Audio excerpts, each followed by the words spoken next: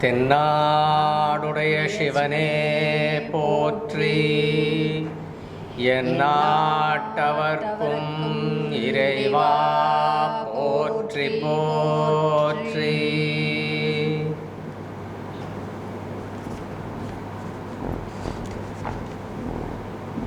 தென்கையிலாய பக்தி பேரவை சார்பாக உங்கள் எல்லோருக்கும் எங்களுடைய வணக்கம்.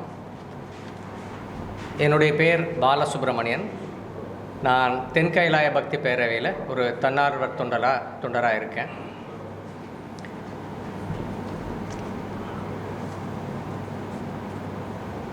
நாயன்மார்களில் பிரசித்தி பெற்றவர்கள் 3 பேர், திருஞான சம்பந்தர், திருநாவுக்கரசர், சுந்தரர். இவங்க 3 பேர் சிவபெருமானுடைய பெருமைகளையும் சிவநெறியின் பெருமைகளையும் வெளிப்படுத்தும் வகையில் பாடல்கள்லாம் பாடியிருக்காங்க. அதை தான் நாம் தேவாரம் அப்படின்னு சொல்லி கொண்டாடுறோம். இந்த தேவாரம் ஒரு இனிய பண்ணோட பக்தி ததும்ப பாடப்பட்ட பாடல்களாகும்.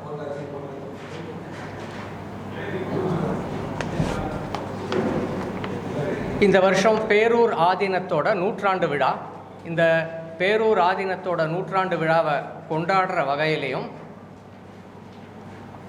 இந்த தேவாரம் அப்படிங்கிற அற்புதமான கொடையை நமக்கு கொடுத்த நாயன்மார்களுக்கு ஒரு நன்றி உணர்வை வெளிப்படுத்துகிற விதமாகவும், மற்றும் இன்றைய இளைஞர்கள் மத்தியில் தேவாரம் குறித்து ஒரு விழிப்புணர்வை ஏற்படுத்துறதுக்காகவும் சத்குரு அவங்க வழிகாட்டுதலில் சத்குரு குருகுலத்தை சேர்ந்த சம்ஸ்கிருதி மாணவர்கள் இன்னிலிருந்து ஆரம்பித்து தமிழகத்தில் ஒரு 12 இடத்துல பிரசித்தி பெற்ற கோயில்களில் தேவார பன்னிசை நிகழ்ச்சிகள் நடத்த போகிறாங்க.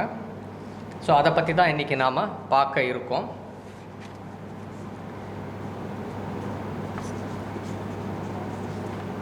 இன்றைக்கி இந்த நிகழ்ச்சியை பேரூர் ஆதீனம்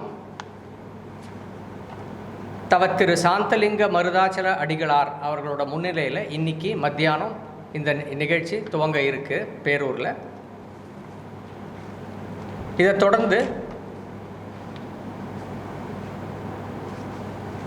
ஜனவரி 17ஆம் தேதி, அதாவது இன்றைக்கி பேரூரில், 18ஆம் தேதி காமாட்சிபுரம் ஆதீனம் இந்த இடத்துல காலை 10 மணி முதல் 11 மணி வரைக்கும், திருச்செங்கோடு அர்த்தநாரீஸ்வரர் கோயிலில் 18ஆம் தேதி மாலை 4 மணி முதல் 5 மணி வரையிலும், காஞ்சிபுரம் ஸ்ரீ கச்சபேஸ்வரர் கோயிலில் மாலை 5 மணியிலேருந்து 6 மணி வரைக்கும், சென்னை மருந்தீஸ்வரர் கோயிலில், திருவான்மியூரில் இருக்கிற மருந்தீஸ்வரர் கோயிலில் மாலை 6 மணி முதல் 8 மணி வரைக்கும் நடக்க இருக்குது. 19ஆம் தேதி அன்னைக்கு காலையில் 10லேருந்து 11 மணிக்கு விரிஞ்சிபுரம் மார்கபந்தீஸ்வரர் கோயில்லையும், 11லேருந்து 12 மணி வரைக்கும் கொடுமுடியில் இருக்கிற மகுடேஸ்வரர் ஆலயத்திலையும், 4 மணி முதல் 5 மணி வரை சிறுவை ஆதீனத்திலையும், மாலை 6 மணி முதல் 8 மணி வரை சென்னை கபாலீஸ்வரர் திருக்கோயிலையும், அதே சமயம் 6 மணியிலேருந்து 8 மணி வரை ஜம்புகேஸ்வரர் கோயில் திருவானைக்காவல் திருச்சியிலையும், 6 மணியிலிருந்து 7 மணி வரை வேலூர் ஜலகண்டேஸ்வரர் கோயிலையும் நடக்க இருக்குது. இந்த நிகழ்ச்சி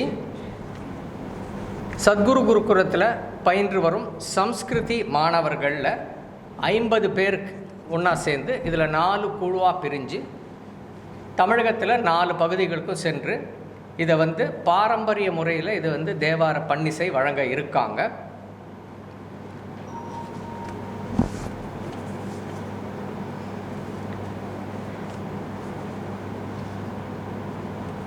இந்த சம்ஸ்கிருதி மாணவர்கள் பற்றி சொல்லணும் அப்படின்னா, இந்த பாரம்பரியமான தேவாரத்தை இதை பற்றி நிறைய நிகழ்ச்சிகளில் சத்குரு பேசியிருக்காங்க. தேவாரத்தை பற்றி முக்கியமாக அவர் என்ன சொல்கிறார் அப்படின்னா, இந்த தேவாரத்தையும் இந்த பக்தி பெருக்கையும் வெளிப்படுத்துகிற விதமாக மக்கள் எல்லாருக்கும் கொண்டு போகணும் அப்படிங்கிற நோக்கத்தில் 2020ஆம் ஆண்டு நடைபெற்ற ஈஷா மகாசிவராத்திரி விழாவில் சம்ஸ்கிருதி மாணவர்களால் பாடப்பட்ட தேவார பாடல்களை ஒரு ஆல்பமாக, ஒரு இசைத்தட்டாக வந்து சத்குரு வெளியிட்டாங்க. இது ரொம்ப பெரிய வரவேற்பை ஏற்படுத்தி இருக்கு. மக்கள் மத்தியில் தேவாரத்தை கொண்டு சேர்க்கறதுக்கு இது ரொம்ப ஒரு பெரிய ஒரு வாய்ப்பாக அமைஞ்சிருக்கு. அந்த நிகழ்ச்சியில் பேசும்போது சத்குரு பேசியிருக்காங்க.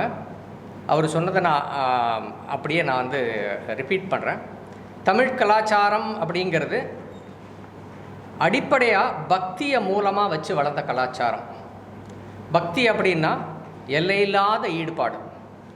யார் ஒருவர் முழு பக்தியோடு ஏதோ ஒரு செயலில் ஈடுபடுறாரோ, அது எந்த செயலாக இருந்தாலும் சரி, யார் முழுமையாக பக்தியோடு அந்த செயலை செய்கிறாங்களோ அவங்க எப்போவுமே பரவசத்தில் இருப்பாங்கன்னு சொல்லி சத்குரு சொல்லியிருக்காரு. மேலும் சத்குரு இந்த கலாச்சாரத்தில், தமிழ் கலாச்சாரத்தில் பல பக்தர்கள் இந்த பரவசத்திலேயே வாழ்ந்தாங்க அப்படின்னு சொல்கிறாரு. குறிப்பாக திருஞான சம்பந்தர், சுந்தரர், திருநாவுக்கரசர், இது போல் பல மகான்கள் பக்தி பரவசத்தில் உருவாக்கின கலாச்சாரம் தான் இந்த தமிழ் மண்ணில் சேர்ந்துருக்கு. இதனுடைய வெளிப்பாடாக, இந்த பக்தியினுடைய வெளிப்பாடாக தான் தமிழ் மண்ணில் தேவாரம் வெளிப்பட்டது. இதான் எல்லாருமே கேட்கணும் அப்படின்னு சொல்லி சத்குரு சொல்லியிருக்காங்க. உங்களுக்கே தெரியும், தமிழ்நாட்டில் பல நூற்றாண்டுகளாக தேவார திருமுறை அப்படிங்கிறது சிவபக்தர்களாலும் ஓதுவார்களாலும் கோவிலில் தொன்று தொன்று பாடப்பட்டு வந்துள்ளது. இன்றைக்கி வரைக்கும் அந்த பழக்கம் தொடருது. ஸோ அந்த ஒரு மரபுடைய தொடர்ச்சியாக தான் சத்குரு குருகுலத்தில் அங்கமான சம்ஸ்கிருதி மாணவர்கள் அவங்களுக்கு சின்ன வயசுலேருந்தே பாரம்பரியமான முறையில் தேவாரம் சொல்லி கொடுக்குறாங்க. ஸோ அந்த சம்ஸ்கிருதி குழந்தைங்க தான் இப்போது தமிழ்நாட்டில் ஒரு 12 பிரசித்தி பெற்ற பாடல் பெற்ற ஸ்தலங்களுக்கு போய் அந்த தேவாரத்தை அதனுடைய பாரம்பரியம் மாறாமல் வழங்க இருக்காங்க. அந்த பண் இசையில் வழங்க இருக்காங்க. சம்ஸ்கிருதி மாணவர்கள் பற்றி சொல்லணும் அப்படின்னா, அவங்க வந்து ஈஷாவில் நடைபெறுற பல நிகழ்ச்சிகளில், குறிப்பாக மகா சிவராத்திரியில், நவராத்திரி சமயத்தில், குரு பௌர்ணமி கொண்டாட்டங்களும் போது, தியானலிங்க பிரதிஷ்டை தினங்கள், இந்த மாதிரி முக்கியமான விழா நாளில் பல்லாயிரக்கணக்கான மக்கள் மூலமாக முன்னால் இவங்க வந்து பர்ஃபார்ம் பண்ணியிருக்காங்க. ஸோ அப்படிப்பட்ட ஒரு பாரம்பரியத்திலேருந்து வர்ற சம்ஸ்கிருதி மாணவர்கள் இந்த 12 ஸ்தலங்களில் போய் தேவாரத்தை வழங்க இருக்காங்க.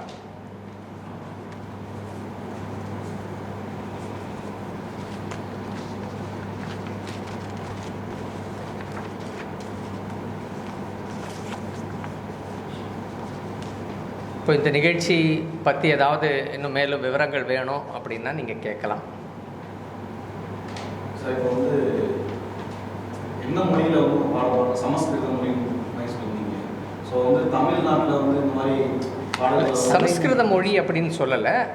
அவங்க அந்த மாணவர்கள் அவங்கள பயிற்றுவிக்கிற பள்ளிக்கு பேர் சம்ஸ்கிருதி அப்படிங்கிறது பேர்.